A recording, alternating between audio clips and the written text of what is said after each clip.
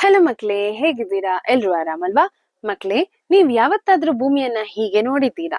ಈ ಅದ್ಭುತ ಚಿತ್ರದಲ್ಲಿ ದಕ್ಷಿಣ ಧ್ರುವ ಮೇಲೆ ಮತ್ತು ಉತ್ತರ ಧ್ರುವ ಕೆಳಗೆ ಕಾಣಿಸುತ್ತಿವೆ.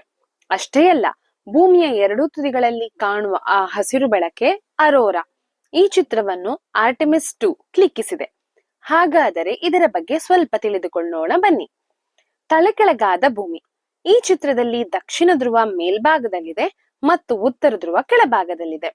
ಬಾಹ್ಯಾಕಾಶದಲ್ಲಿ ಒಂದು ಕೋನದಿಂದ ಈ ಚಿತ್ರವನ್ನು ಕ್ಲಿಕ್ಕಿಸಲಾಗಿದೆ ಮತ್ತು ಅಲ್ಲಿ ಮೇಲೆ ಮತ್ತು ಕೆಳಗೆ ಎಂಬ ಭೇದವಿಲ್ಲದ ಕಾರಣ ಗಗನಯಾತ್ರಿಗಳಿಗೆ ಭೂಮಿ ಹೀಗೆ ಕಾಣಿಸುತ್ತಿದೆ.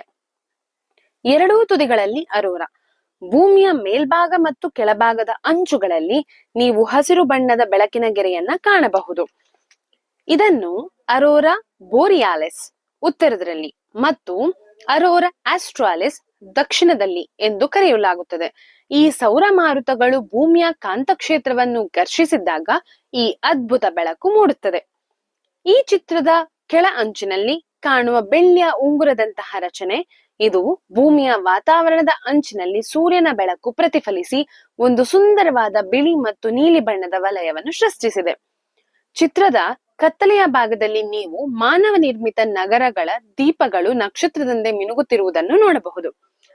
ಬಾಹ್ಯಾಕಾಶದಿಂದ ನಮ್ಮ ಭೂಮಿ ಎಷ್ಟು ಸುಂದರ ಅಲ್ವಾ?